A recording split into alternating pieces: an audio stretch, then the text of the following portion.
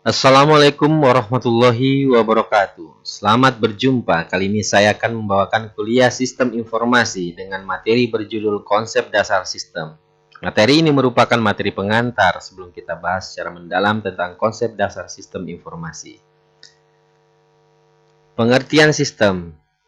Dalam definisi sistem ada dua pendekatan yang biasa dilakukan dalam mendefinisikannya. Yang pertama adalah pendekatan prosedur, yang kedua adalah pendekatan subsistem atau komponen. Pengertian sistem dengan pendekatan prosedur. Sistem didefinisikan sebagai suatu jaringan kerja dari prosedur-prosedur yang berupa urutan kegiatan yang saling berhubungan, berkumpul bersama-sama untuk mencapai tujuan tertentu. Jadi, dalam pendekatan ini yang ditekankan adalah urutan aktivitasnya. Bukan elemen-elemen yang melakukannya, tetapi urutan-urutan aktivitasnya. Kemudian, pengertian sistem dengan pendekatan subsistem. Pada pendekatan ini, sistem didefinisikan sebagai kumpulan komponen yang saling berkaitan dan bekerja sama untuk mencapai suatu tujuan tertentu. Suatu sistem dapat terdiri dari beberapa sub-subsistem, dan subsistem tersebut dapat pula terdiri lagi dari beberapa sub-subsistem yang lebih kecil. Karakteristik sistem. Sistem mempunyai sifat-sifat atau karakter. Di antaranya adalah yang pertama adalah tujuan, yang kedua masukan, yang ketiga proses, keempat keluaran, yang kelima batas atau batasan, 6 lingkungan, 7 kontrol, dan yang terakhir umpan balik. Berikutnya akan kita bahas satu persatu dari masing-masing karakter sistem ini. Yang pertama, tujuan. Tujuan adalah sesuatu yang akan diraih atau dicapai oleh suatu sistem.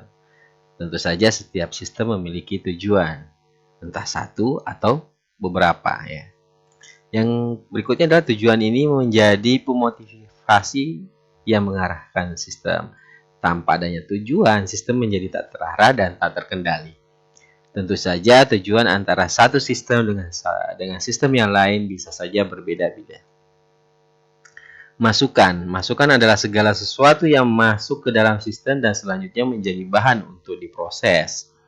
Masukan dapat berupa hal-hal yang berwujud maupun yang tidak tampak. Contoh masukan yang berwujud adalah bahan mentah, sedangkan contoh yang tidak berwujud adalah informasi. Proses. Proses merupakan bagian yang melakukan perubahan atau transformasi dari masukan menjadi keluaran yang berguna. Misalnya berupa informasi dan produk. Tetapi bisa saja berupa hal-hal yang tidak berguna. Misalnya saja pada pabrik kimia, prosesnya tentu saja bisa saja menghasilkan limbah industri ya, baik yang mencemari udara maupun sungai misalkan. Atau pada sistem pernafasan ya. Sistem pernafasan ada hal yang berguna ya. Pernafasan menghasilkan oksigen yang dimanfaatkan sebagai proses pembakaran dalam tubuh kita. Tapi ada juga yang tidak berguna dan dikeluarkan kembali ke udara, yaitu karbon dioksida misalnya. Keluaran adalah hasil dari energi yang diolah dan diklasifikasikan menjadi keluaran yang berguna dan sisa pembuangan. Keluaran dapat merupakan masukan untuk subsistem lainnya yang akan diproses di dalam sistem tersebut. Jadi merupakan aktivitas berikutnya ya, di mana suatu sistem lain menerima masukan dari subsistem lainnya yang kemudian akan diproses oleh subsistem tersebut. Jadi merupakan rangkaian aktivitas. Pada sistem informasi, keluaran bisa berupa suatu informasi, saran, cetakan laporan, dan sebagainya. Mekanisme pengendalian dan umpan balik. Mekanisme pengendalian atau kontrol mekanisme diwujudkan dengan menggunakan umpan balik atau sering disebut dengan feedback. Di sini yang dimaksud adalah mencuplik keluaran. Umpan balik ini digunakan untuk mengendalikan baik masukan maupun proses. Tujuannya adalah untuk mengatur agar sistem berjalan sesuai dengan tujuan. Dalam bentuk yang sederhana, dilakukan perbandingan antara keluaran sistem dan keluaran yang dikehendaki atau keluaran standar. Jika terdapat penyimpangan, maka akan dilakukan pengiriman masukan untuk melakukan penyesuaian terhadap proses supaya keluaran berikutnya menjadi standar. Nah, bila penyebab penyimpangannya justru terletak pada proses, maka prosesnya yang harus diperbaiki. Pada sistem informasi, cara pertama yang dapat kita lakukan adalah memberikan masukan pada setiap individu atau memberikan ringkasan kinerja terakhir untuk kegiatan manajemen. Adapun hal yang terakhir yang sering terjadi pada sistem informasi, justru pada program komputernya lah yang salah, sehingga keluarannya tidak sesuai dengan yang diinginkan, tidak sesuai dengan masukannya, gitu. Sehingga perlu perbaikan atau revisi dari program komputer tersebut. Selanjutnya, batasan atau sering disebut dengan boundary. Batasan adalah pemisah antara sistem dan daerah di luar sistem. Dengan kata lain, batasan menjadi pembeda antara batasan dengan lingkungannya. Batas sistem menentukan konfigurasi ruang lingkup atau kemampuan sistem. Sebagai contoh, tim sepak bola mempunyai aturan permainan dan keterbatasan kemampuan pemainnya. Atau contoh yang lain adalah pertumbuhan sebuah toko kelontong. Ini akan dipengaruhi oleh lingkungannya, dibatasi oleh lingkungannya, misalkan pelanggan, gerakan pesaing, dan ketersediaan dana dari bank. Kemudian dalam sebuah sistem bisa saja mengalami perubahan-perubahan batasan. Misalkan saja adanya perubahan sistem penjualan di sebuah perusahaan. Misalkan dari sistem tradisional berbasis kertas, kemudian bertransformasi, merubah aturan, berubah batasan menjadi sistem pemesanan dilakukan secara langsung. Di mana ada beberapa aktivitas itu menjadi tidak ada gitu karena tergantikan oleh sistem online. Lingkungan adalah segala sesuatu yang berada di luar sistem atau sering disebut dengan entitas-entitas luar. Jadi lingkungan bisa saja terdiri dari beberapa entitas luar yang memiliki pengaruh terhadap sistem. Pengaruh ini bisa positif maupun negatif. Lingkungan negatif adalah lingkungan yang merugikan, dan tentu saja ini harus ditahan dan dikendalikan supaya tidak mengganggu kelangsungan operasi sistem. Sedangkan pengaruh positif adalah pengaruh yang menguntungkan, yang tentu saja harus tetap dijaga karena akan memacu kinerja dari sistem itu. Selanjutnya adalah subsistem dan supersistem.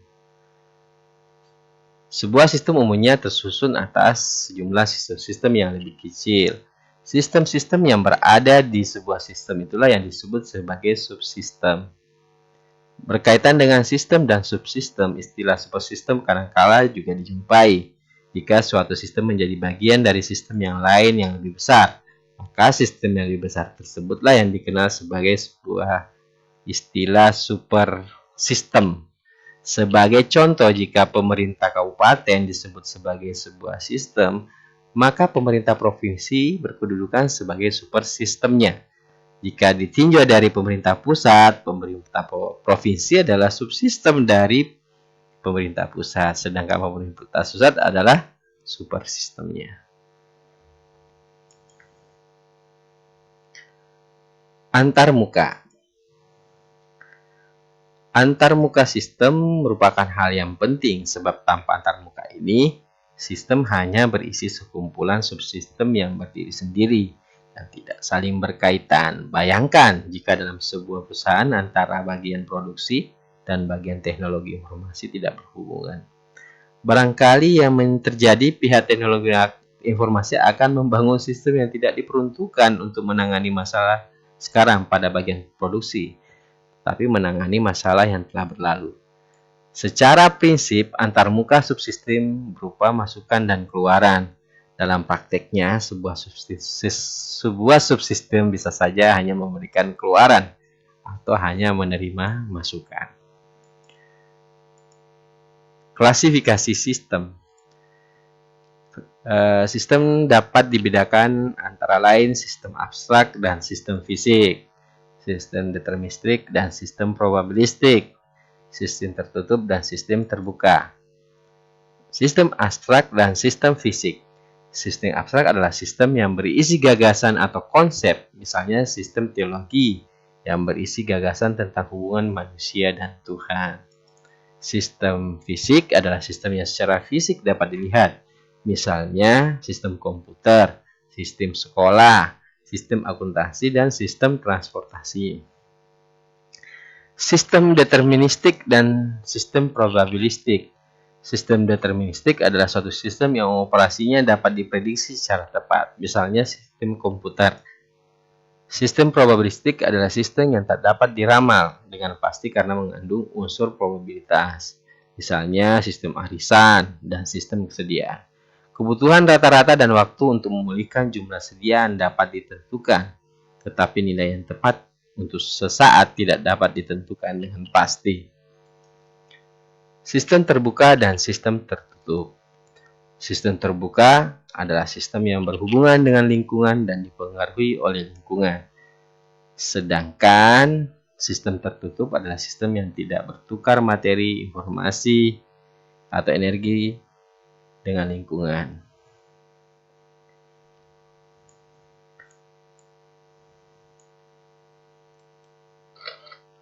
Demikian tadi materi tentang konsep dasar sistem informasi. Pada pertemuan berikutnya kita akan membahas konsep dasar data dan informasi.